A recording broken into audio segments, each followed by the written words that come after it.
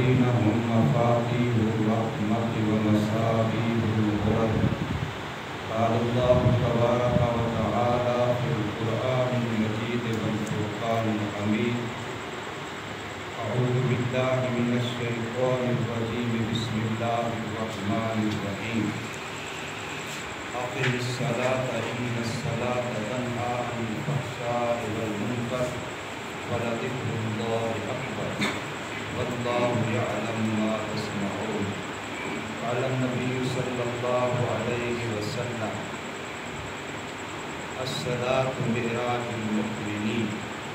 صدق الله وصدق رسوله النبي الكريم ونحن على ذلك لمن الشاهدين والشاكرين والحمد لله رب العالمين.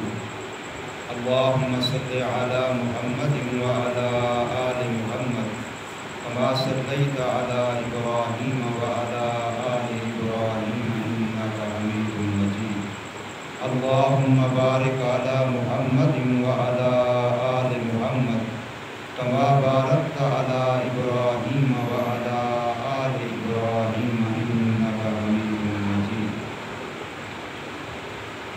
اللہ تبارک و تعالی نے ہمیں اس دنیا میں آخرت کی کمائی کرنے کے لیے بھیجا ہے، اور اللہ تبارک و تعالی نے اس کا پورا اور کامل طریقہ ہمیں شریعت محمدیہ علیہ الصلاۃ والسلام کی شکل میں عطا فرمایا ہے، اور وہ طریقہ عقائد، اعمال اور اخلاق ان تین جزوں پر مشتمل ہے۔ عقائد کا صحیح ہونا، اعمال کا صالحہ ہونا اور اخلاق کا حسنہ ہونا، یہ تین چیزیں جس بندے کے اندر ہیں اس کے اندر پورا اور مکمل دین موجود ہے۔ گندے عقیدوں سے بچنا، برے اعمال سے بچنا اور اخلاق رذیلہ سے بچنا، ان تین چیزوں سے جو بچ گیا وہ سمجھو تمام بے دینی سے بچ گیا۔ جس نے عقائد صحیحہ، اعمال صالحہ، اخلاق حسنہ ان تین چیزوں کو اپنا لیا، اپنے عمل میں لے لیا، سمجھو اس نے پورا دین اختیار کر لیا۔ اور جو بندہ گندے عقیدوں سے، گندے اعمال سے، گندے اخلاق سے بچ گیا، سمجھو اس نے اپنے آپ کو پوری کی پوری بے دینی سے بچا لیا۔ سارے دین کا نچوڑ اور خلاصہ یہی ہے۔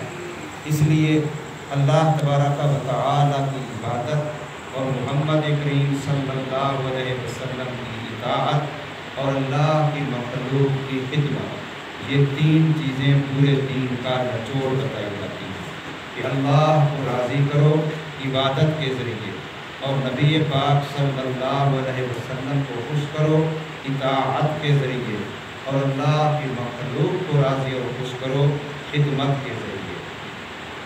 اور جتنی عبادات ہیں ان سب کی بیس بنیاد ہے ایمان۔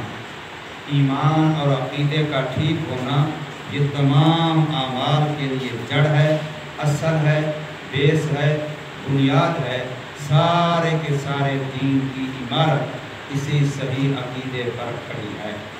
اس لیے یہ تو پہلی چیز ہے جس کو قرآن مجید کے اندر اللہ تبارک و تعالی نے فرمایا: الذین یؤمنون بالغیب، کہ بن دیکھے پورے کے پورے دین کے حق اور سچ ہونے پر عقیدہ ایمان یقین رکھتے ہیں۔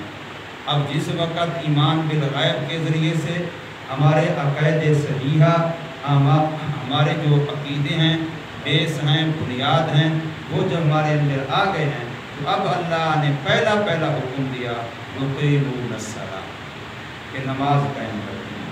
18ویں پارے کے اندر اللہ تبارک و تعالی نے اعلان فرمایا: قد افلح المؤمنون، جن کے عقیدے ٹھیک، ایمان کے حامل لوگ ہیں، پکی بات ہے وہ کامیاب ہو۔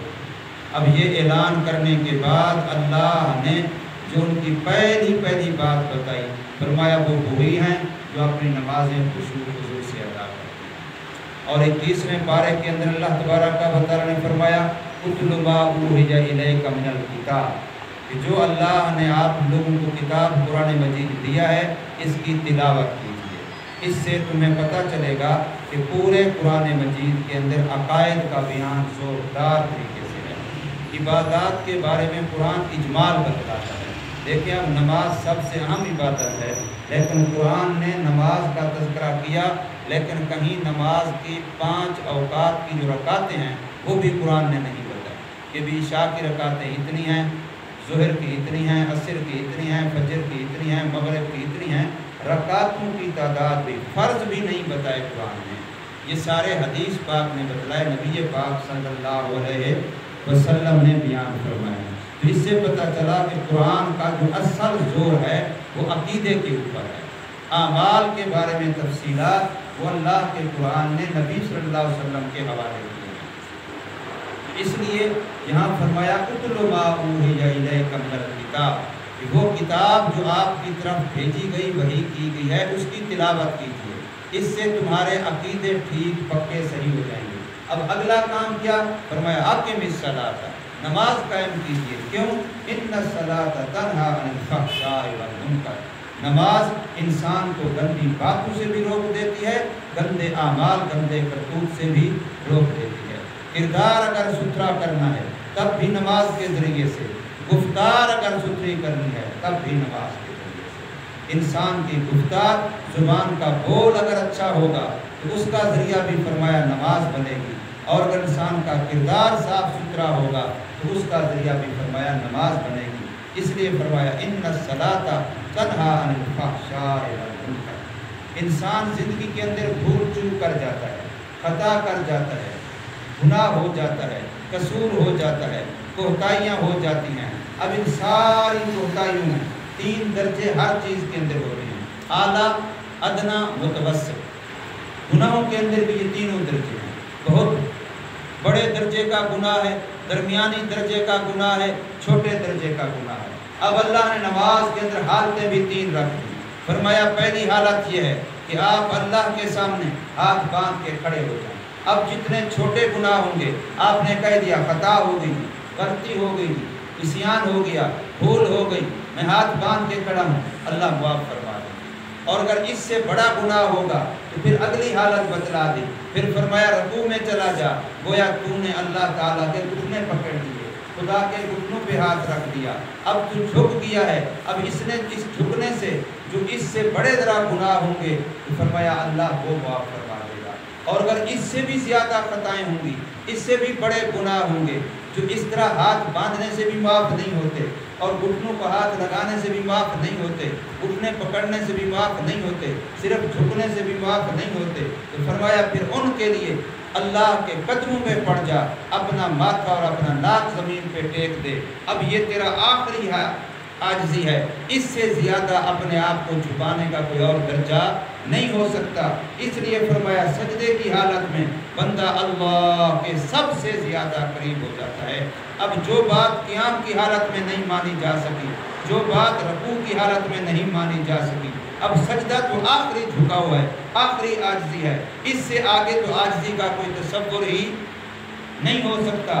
اس لیے اگر بڑے سے بڑا بھی تیرا گناہ تھا، بڑے سے بڑی بھی تیری کوئی خطا تھی، بڑے سے بڑی بھی تیری کوئی لغزش تھی، کوئی بھول چوک تھی، تو سجدے کے بعد اللہ اس کو بھی معاف کرے۔ اب سجدے کے بعد پھر گویا کوئی گناہ رہتا نہیں، اس لیے نمازی نماز پڑھنے سے بڑے گناہ بھی بخشوا لیتا ہے، درمیانے گناہ بھی بخشوا لیتا ہے، چھوٹے گناہ بھی بخشوا لیتا ہے۔ گویا نماز کی اللہ نے آیت ہی ایسی بنائی ہے، حالت ہی ایسی بنائی ہے کہ انسان گناہوں کا جو بھی درجہ ہوگا، جو بھی خطا کا درجہ ہوگا، اعلیٰ ہو، ادنا ہو، متوسط ہو، وہ سارے کے سارے اللہ پاک نماز کی برکت سے معاف فرما دیں گے۔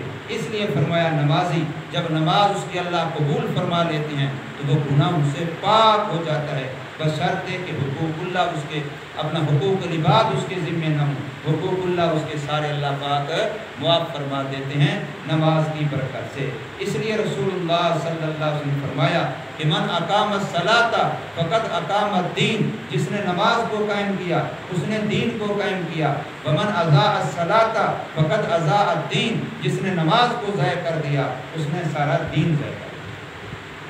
گویا کہ نماز کو سارا دین بتلایا گیا ہے، اور قرآن مجید کے اندر 2 پارے میں اللہ پاک یہ فرما رہے ہیں کہ جس وقت क़िबला का हुक्म तब्दील हुआ। पहले 16-17 महीने हिजरत के बाद बैतुल मक़दस की तरफ सारे मुसलमान भी मुँह करके नमाज़ें पढ़ते रहे। यहूदियों का क़िबला वही, ईसाइयों का क़िबला वही।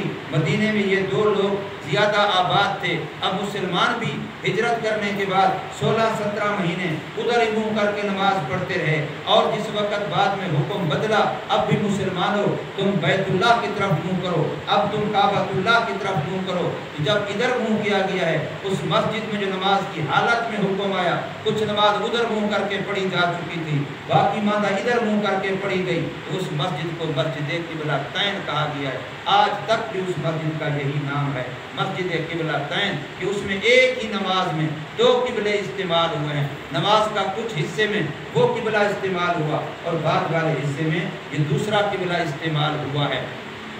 तो इस वक्त जब मुसलमानों को हुक्म इधर मुँह करने का, मक्का की तरफ, काबतुल्लाह की तरफ, बैतुल्लाह की तरफ हुक्म मिल गया, तो अब यहूदियों ने जो मुख्तलिफ एतराज़ात किए, उनमें से उनका एक एतराज़ ये भी था कि वो नमाजें जो तुमने उधर मुँह करके पढ़ी और इसी हालत में कुछ लोग तुम्हारे फौत भी हो गए हैं, तो अब उनकी उन नमाजों का क्या बनेगा?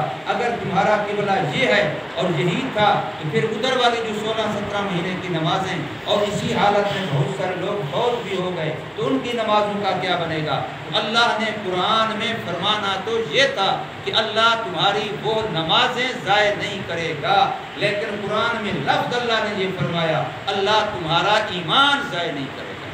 गोया ईमान, लफ्ज़ नमाज की जगह पर, लफ्ज़ सलात की जगह पर अल्लाह ने ईमान का लफ्ज़ इस्तेमाल किया। नमाज है तो ईमान है, नमाज नहीं है तो गोया ईमान नहीं है। इसलिए फरमाया गया है कि अल-फारिक़ु बैनल कुफ्र वल इस्लाम अस्सलात, कुफ्र और ईमान के दरमियान फ़र्क करने वाली चीज़ फरमाया वो नमाज है। दो आदमी इकट्ठे बैठे हैं, एक मुस्लिम है, एक नान मुस्लिम है, अब नमाज का वक्त होगा, अजान होगी, तो अभी पता चल जाएगा इनमें से मुसलमान कौन है और नान मुस्लिम कौन है। और अगर दोनों टस से मस नहीं हुए, दोनों एक ही हालत पर रहे, अजान हो गई, नमाज हो गई, वक्त चला गया और दोनों की हालत में कोई फ़र्क नहीं आया, तो फिर पता चला कि दोनों में से कोई भी मुसलमान नहीं है। वरना फरमाया मन तरक सलात मुतअम्मिदन फ़क़द काफरा, जिसने एक नमाज भी जानबूझ के छोड़ दी, उसने गोया काफिर वाला काम कर दिया। मोमिन और नमाज उससे छूट जाए, ये हो ही नहीं सकता। हर इबादत के लिए अल्लाह ने कोई निसाब रखा है, अल्लाह ने कोई हालत शर्त रखी है। नमाज के लिए अल्लाह ने ये फरमाया जब तक होश हवास कायम है, उस वक़्त तक नमाज फर्ज है। चाहे वो बंदा उठ नहीं सकता, चाहे वो बंदा बैठ नहीं सकता, चाहे वो बंदा सीधा लेट नहीं सकता, चाहे वो बंदा गुस्ल नहीं कर सकता, चाहे वो बंदा वुज़ू नहीं कर सकता, नमाज फिर भी माफ नहीं है। हत्ता कि कोई बंदा अगर कपड़ा नमाज के अंदर सत्र छुपाना फ़र्ज है, लेकिन ये फ़र्ज भी अगर पूरा नहीं हुआ और अल्लाह ना करे कोई बंदा ऐसी हालत, ऐसी जगह में है जहाँ सत्र छुपाने जितना भी कपड़ा नहीं है, फिर भी नमाज माफ नहीं है। नमाज उस हालत में भी पढ़नी है और उसका तरीका भी हदीस में बतलाया है कि इस हालत में भी नमाज माफ नहीं है। इशारा कर सकता है, नमाज माफ नहीं है। तयम्मुम कर सकता है, नमाज माफ नहीं है। रुकू सजदा कर सकता है, नमाज माफ नहीं कर सकता, नमाज फिर भी माफ नहीं है। बैठ सकता है, फिर भी नमाज पढ़नी है। बैठ नहीं सकता, लेट के पढ़ सकता है, फिर भी नमाज पढ़नी है। काबतुल्लाह की तरफ मुँह नहीं कर सकता, अगर इस हालत में मरीज है तो फिर भी नमाज माफ नहीं है। फरमाया ऐनमा तुवल्लू फसम्मा वजहुल्लाह, जिधर भी तू मुंह कर लेगा उधर अल्लाह मौजूद है। तो गोया नमाज उस वक़्त माफ है जब अकल ठिकाने न रहे, जब होश व हवास कायम न रहें। वो भी होश व हवास कायम नहीं है। एक नमाज का वक्त गुजर गया फिर भी माफ नहीं है, दो का वक्त गुजर गया फिर भी माफ नहीं है, तीन का वक्त गुजर गया फिर भी माफ नहीं है, चार का वक्त गुजर गया बंदा बेहोश जा रहा है फिर भी नमाज माफ नहीं है, पाँच का वक्त गुजर गया नमाज बंदा बेहोश जा रहा है फिर भी माफ नहीं है। अगर छठी नमाज का वक्त गुजरने से पहले पहले होश आ गया तो पिछली पाँच भी पढ़नी है, छठी भी पढ़नी है। और अगर छठी नमाज का वक्त भी गुजर गया, बंदा अब भी होश में नहीं आ रहा, तो अब बंदे को ये सारी माफ। اب یہ 5 سے 6 ہو گئی ہیں، اب اس سے زائد اگر زیادہ وہ بے ہوش رہا ہے، مجنون کی حالت میں رہا ہے، بے ہوشی کی حالت میں رہا، غشی کی حالت میں رہا، اسے اپنے پرائے کا پتہ نہیں ہے، نفع نقصان کا پتہ نہیں ہے، عقل ٹھکانے نہیں ہے، تو اب نماز معاف ہو۔ ورنہ بے ہوشی کی حالت میں بھی اگر ایک نماز کا وقت گزر گیا، 2 کا وقت گزر گیا، سوتے ہوئے گزر گیا، نشے کی حالت میں گزر گیا، کوئی پتہ نہیں ہے اس کو، لیکن نماز معاف نہیں ہے، وہ ذمے میں فرض اور قرض کھڑی ہے، جب بھی ہوش آئے گا وہ پڑھنی پڑے گی۔ ہاں اگر 6 نمازوں سے زیادہ لمبا بے ہوشی چلی گئی، لمبی یا غشی کی حالت چلی گئی، نشے کی حالت چلی گئی، تو پھر وہ نماز معاف، ورنہ نماز معاف۔ تو اب انسان اس سے نماز کی اہمیت کا اندازہ لگائے۔ حضور صلی اللہ علیہ وسلم کی مجلس ہے، صحابہ کرام بیٹھے ہیں، ایک صحابی کھڑے ہوتے ہیں، یا رسول اللہ مجھے ساری دنیا میں سے 3 چیزیں زیادہ پسند ہیں۔ دوسرے کھڑے ہوتے ہیں، تیسرے کھڑے ہوتے ہیں، چوتھے کھڑے ہوتے ہیں، چاروں خلفائے راشدین ابو بکر، عمر، عثمان، علی رضی اللہ تعالیٰ عنہ اپنی اپنی پسند بتلا رہے ہیں کہ ساری دنیا کی ساری چیزوں میں سے ہمیں 3 چیزیں پسند ہیں۔ میرے آقا صلی اللہ علیہ وسلم فرماتے ہیں مجھے بھی تمہاری دنیا میں سے 3 چیزیں پسند ہیں۔ یہ نہیں فرماتے میری دنیا، فرماتے حب الیہ من دنیاکم، اور وہ بھی حب با کا لفظ فرماتے ہیں مجھے محبوب نہیں تھی، اللہ کی طرف سے ان کی محبت بھی مجھے ڈال دی گئی ہے، ورنہ مجھے دنیا میں سے کوئی چیز ہی پسند نہیں تھی۔ حب با الیہ من دنیاکم، تمہاری دنیا میں سے 3 چیزیں مجھے محبوب بنوا دی گئی ہیں، ان میں سے فرمایا ایک یہ ہے قرۃ عینی بالصلاۃ، نماز سے میری آنکھیں ٹھنڈی ہو جاتی ہیں، نماز سے میری آنکھیں ٹھنڈی ہو جاتی ہیں۔ آج ہم تھکان کے بہانے نماز نہیں پڑھتے، کام کے بہانے نماز نہیں پڑھتے، تکلیف کے بہانے نماز نہیں پڑھتے۔ میرے آقا صلی اللہ علیہ وسلم کی حدیث ہے، حضور فرماتے ہیں صلی اللہ علیہ وسلم قم یا بلال ارحنا بالصلاۃ، اے بلال کھڑے ہوئیے، اے بلال اٹھیے، نماز کے ذریعے ہمیں راحت پہنچاؤ۔ ارحنا بالصلاۃ، نماز کے ذریعے ہمیں راحت پہنچاؤ۔ اگر پہلے تکلیف ہے نماز پڑھیں گے تکلیف ختم ہو جائے گی، پہلے تھکان ہے نماز پڑھیں گے تھکان ختم ہو جائے گی، پہلے اگر کام ہے نماز پڑھیں گے کام ہو جائے گا۔ گویا نماز کو ذریعہ راحت بنایا۔ رسول اللہ صلی اللہ علیہ وسلم نے فرمایا قم یا بلال ارحنا بالصلاۃ، اے بلال کھڑے ہوئیے، نماز کے ذریعے سے ہمیں راحت پہنچائے۔ تو بتائیے نماز سے تو تھکان ختم ہوتی ہے، نماز سے تو تکلیف دور ہوتی ہے، نماز سے تو بگڑے ہوئے کام بن جاتے ہیں، لیکن ہم لوگ کیسے عجیب مسلمان ہیں کہ آج ہم کہتے ہیں نماز اس لیے نہیں پڑھی کہ تھکان تھی، نماز اس لیے نہیں پڑھی کہ تکلیف تھی، نماز اس لیے نہیں پڑھی کہ کام تھا، حالانکہ اس کی وجہ سے نماز پڑھنی چاہیے تھی کہ مجھے تھکان ہے میں نماز پڑھ لیتا ہوں، اللہ تھکان ختم کر دے گا، مجھے تکلیف ہے میں نماز پڑھ لیتا ہوں، اللہ تکلیف ختم کر دے گا، میرا کام اٹکا ہوا ہے اڑا ہوا ہے میں نماز پڑھ لیتا ہوں، اللہ میرا کام بنا دے گا۔ تو اب ان چیزوں کو دیکھیے، رسول اللہ صلی اللہ علیہ وسلم فرما رہے ہیں الصلاۃ عماد الدین، نماز دین کا ستون ہے۔ یہ جتنی چھت کھڑی ہے یہ نیچے دیواریں اس کا ستون کا کام دے رہی ہیں، اگر دیواریں کا ستون ہٹا دیجیے یہ چھت کبھی قائم نہیں رہ سکتی۔ گویا کہ دین کی چھت، دین کی عمارت یہ کھڑی ہی نماز کے ستون پر ہے، اگر نماز کو ہٹا لیا جائے تو دین بچتا نہیں ہے، دین ٹھہرتا نہیں ہے، دین کا وجود رہتا نہیں ہے۔ اس لیے فرمایا الصلاۃ عماد الدین، نماز دین کا ستون ہے۔ ہر نبی کو زندگی میں ایک دفعہ معراج ہوئی ہے، ہر نبی کو زندگی میں ایک دفعہ معراج ہوئی ہے، اور سب نبیوں کو معراج زمین پر ہوئی ہے۔ میرے اور آپ کے آقا محمد الرسول اللہ صلی اللہ علیہ وسلم کو معراج عرش سے بھی اوپر ہوئی ہے، اور مقام رف تک حضور صلی اللہ علیہ وسلم تشریف لے گئے ہیں، اور تقدیر کے قلم کے لکھنے کی جو باریک سی آواز وہ بھی حضور فرماتے ہیں میں نے سنی ہے۔ اور حضور صلی اللہ علیہ وسلم کو سارا دین زمین پر دیا گیا ہے، سارا دین فرش پر دیا گیا ہے، لیکن جب نماز کا نمبر آیا تو اللہ نے عرشوں کے بھی اوپر بلا کر کے نماز کرتے ورنہ باقی جب دین سارا زمین پر لایا جا سکتا ہے، اتارا جا سکتا ہے، تو نماز کا حکم بھی زمین پر دیا جا سکتا تھا، لیکن بتلا دیا کہ جیسے نماز کے حکم کے لیے نبی کو اتنی بلندی دی گئی ہے، نمازی جب نماز پڑھے گا ہر نماز پر اس نمازی کو ایسی بلندی ملے گی۔ اس لیے فرمایا الصلاۃ معراج المومنین، نماز مومن کی معراج ہے۔ ہر نبی کو زندگی میں ایک معراج، میرے آقا صلی اللہ علیہ وسلم کے امتی کو روزانہ 5 معراج۔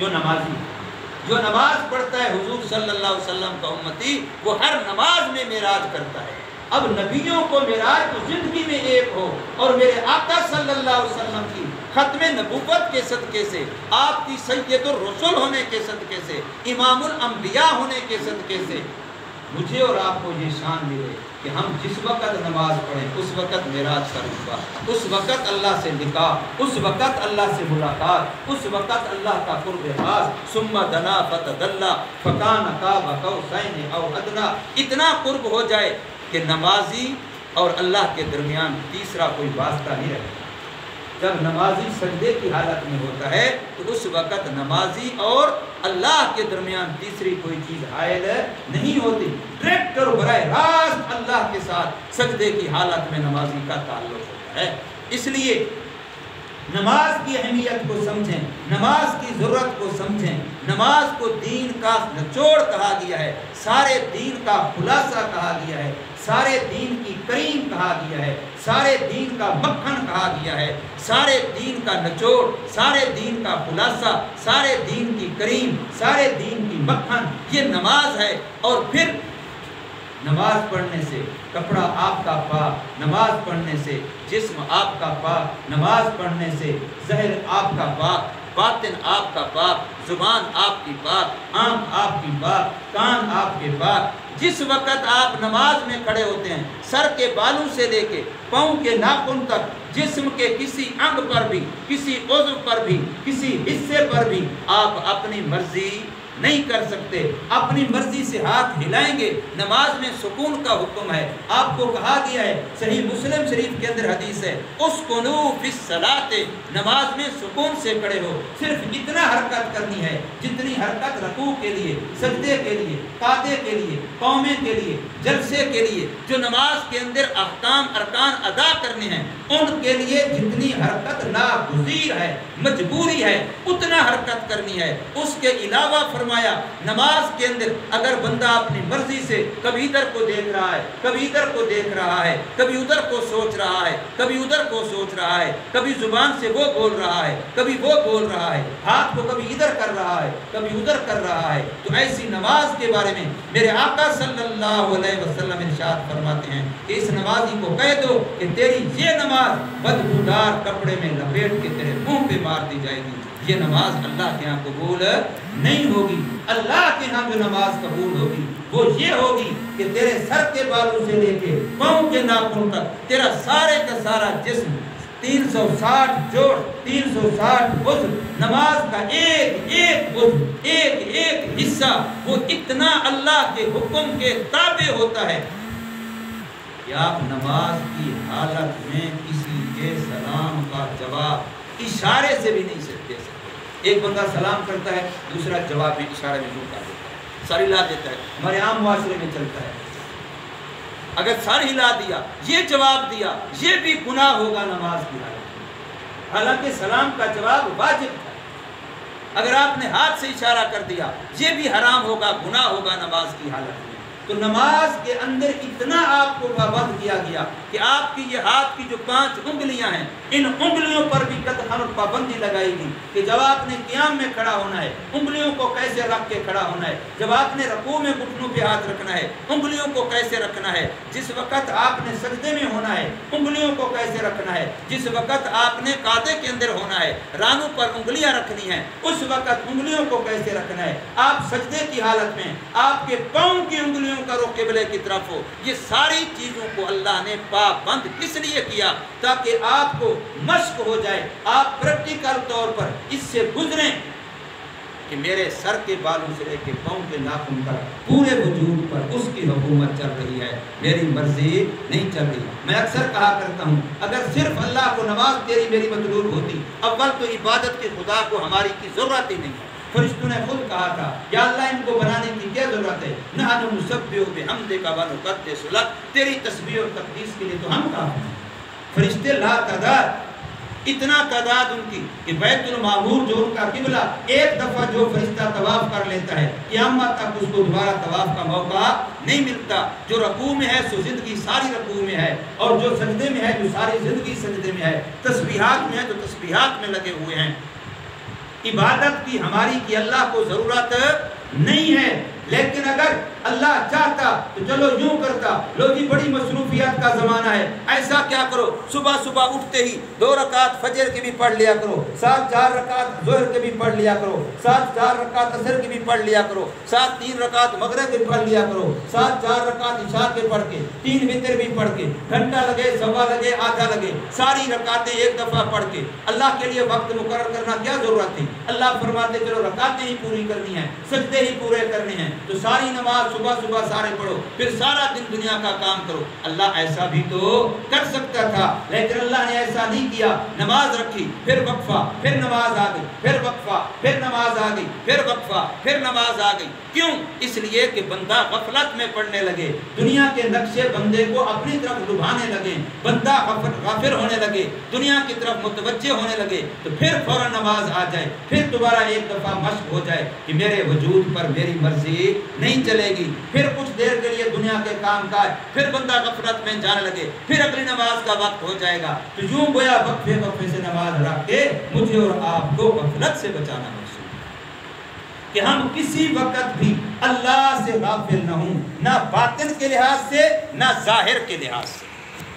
ہمارا باطن بھی، دل بھی، خیالات بھی، وساوس بھی، خطرات بھی، توجہات بھی، وہ بھی اللہ ہی کی طرف متوجہ ہوں، اور ظاہری طور پر وجود کے ایک ایک انگ اور عضو کو نماز کے ذریعے سے مشق کرائی جا رہی ہے کہ اس پر تیری مرضی نہ چلے، اس پر مرضی اس کی چلے جس نے تجھے جو وجود بطور امانت کے دیا ہے، مٹی سے بنا کے دیا، مٹی سے خوراک مہیا کی، اور پھر مٹی میں واپس دفنانے کا کہہ دیا کہ میری امانت ہے، میں نے تمہیں مٹی سے بنا کے دی ہے، دوبارہ جب تم نے استعمال کر لینی ہے تو واپس مٹی کے حوالے کر دینی ہے، اور یہ حکم شرعی ہوگا اور تم اس کو پورا کرو گے، اللہ تمہیں بے شمار اجر و ثواب دے گا اور اپنی رضا دے گا، اور اپنی رضا والی جگہ جنت عطا فرمائے گا۔ اب اس سے انسان اندازہ لگائے کہ ہم لوگ زندگی میں اکثر و بیشتر، بہت سارے لوگ خصوصاً آج کے دور میں پڑھے لکھے بھی یہ کہنے لگے ہیں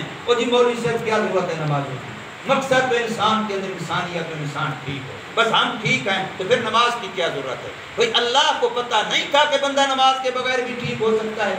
اللہ تو فرما رہے ہیں جس نے نماز کو ضائع کیا اس نے پورے دین کو ضائع کیا، جس نے ایک نماز جان بوجھ کے چھوڑی وہ کافروں کی جماعت میں چلا گیا۔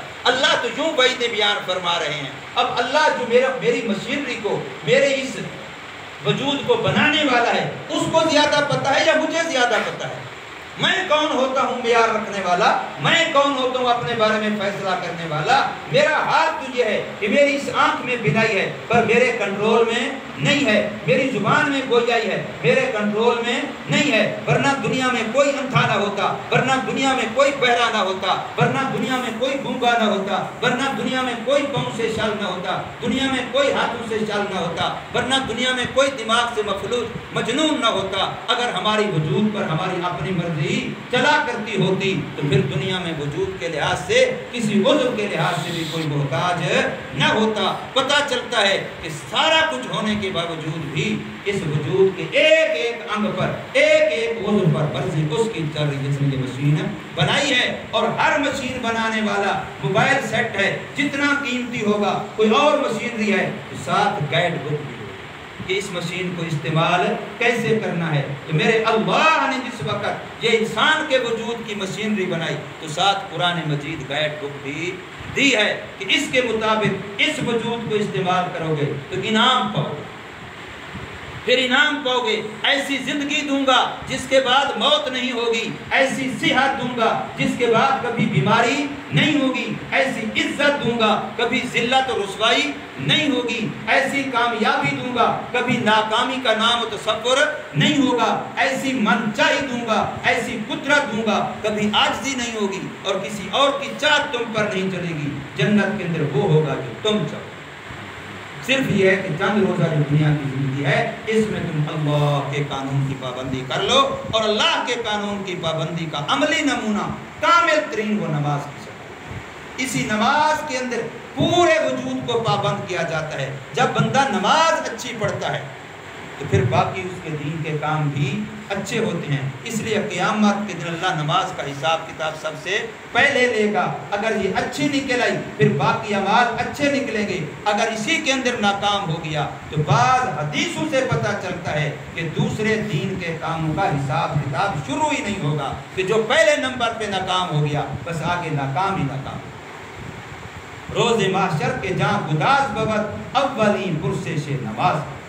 قیامت کے دن جب سورج نیزے کے برابر ہوگا، زمین تانبے کی ہوگی اور جسم پسینے سے گرمی سے پگھل رہا ہوگا، اس دن بھی سب سے پہلے پوچھ نماز کی ہوگی، سب سے پہلے پوچھ نماز کی ہوگی۔ اس لیے نماز کو قابو کر لیں تو سمجھیں آپ پورا دین قابو کر لیں گے، اور اگر نماز میں سستی تو پھر یہ غفلت ہے، یہ کوتاہی ہے، یہ بھول ہے۔ بندہ سمجھے کہ نمازیں تو بہت کم پڑھتا ہوں لیکن مولوی سے گناہ نہیں کرتا۔ کتنے عجیب بات ہے کہ مسلمان نماز نہ پڑھنے کو گناہ ہی نہیں سمجھتا۔ وہ ہمیں کہتا ہے کہ مولوی صاحب ٹھیک ہے میں نمازیں تو کم پڑھتا ہوں، نمازیں تو میری رہ جاتی ہیں، لیکن یہ میں آپ کو بتا دوں کہ میں گناہ نہیں کرتا۔ کہ نماز نہ پڑھنا گناہ ہی نہیں ہے، الیاذ باللہ۔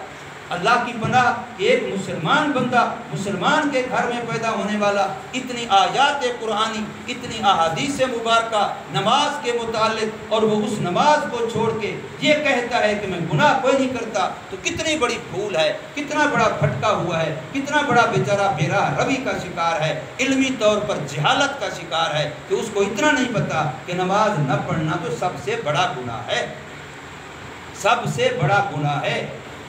ایک نماز جو بندہ چھوڑ دے تو حضور صلی اللہ علیہ وسلم نے فرمایا اگر اس کو قضا کر بھی لے، وقت پر نہیں پڑا بعد میں قضا کر بھی لے، اس کا اتنا بڑا نقصان ہوا کہ اگر اس کے سارے گھر والے ہلاک ہو جاتے اور سارا مال بھی اس کا لوٹ لیا جاتا، اب مجھے احساس ہوتا میرے بھائی کا بڑا نقصان ہو گیا، بیچارے کے سارے گھر کے بندے بھی مارے گئے اور اس بیچارے کا ساری جمع پونجی بھی لوٹ لی گئی، جتنا مجھے اس پر دکھ ہونا تھا میرے ایک مسلمان بھائی کی جب نماز رہ جائے تو مجھے اتنا ہی دکھ ہونا چاہیے، تب میں سمجھوں گا کہ میں نے نماز کی شان و مرتبہ عظمت کو سمجھا ہے۔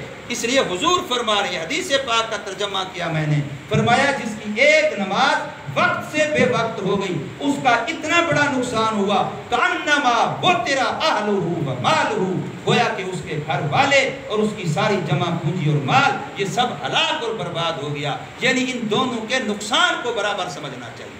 ایک نماز کے چھوڑنے کا اتنا بڑا نقصان کا احساس ہونا چاہیے جتنا سارے گھر والے اللہ نہ کرے کسی کے اگر مارے جائیں اور ساری جمع پونجی لوٹ لی جائے تو بتائیے اس کے نقصان کا، اس کے غم کا، اس کے دکھ کا میں اور آپ اندازہ کر سکتے ہیں؟ زندگی ساری وہی صدمے کو بھول پائے گا، اس کے ہوش ٹھکانے رہیں گے؟ تو ایک نماز کے چلے جانے پر بھی اتنا دکھ ہونا چاہیے، اتنا افسوس ہونا چاہیے، اتنا نقصان کا احساس ہونا چاہیے، پھر ہم سمجھیں گے کہ ہم مسلمانوں نے نماز کو نماز سمجھا اور اللہ تعالیٰ کا حکم سمجھا۔ اللہ تبارک و تعالیٰ ہمیں نماز کی پابندی نصیب فرمائے اور اہتمام کے ساتھ 5 وقت کی نماز عورتوں کو گھروں میں اور مردوں کو باجماعت مسجدوں میں پڑھنے کی توفیق عطا فرمائے۔ وما علینا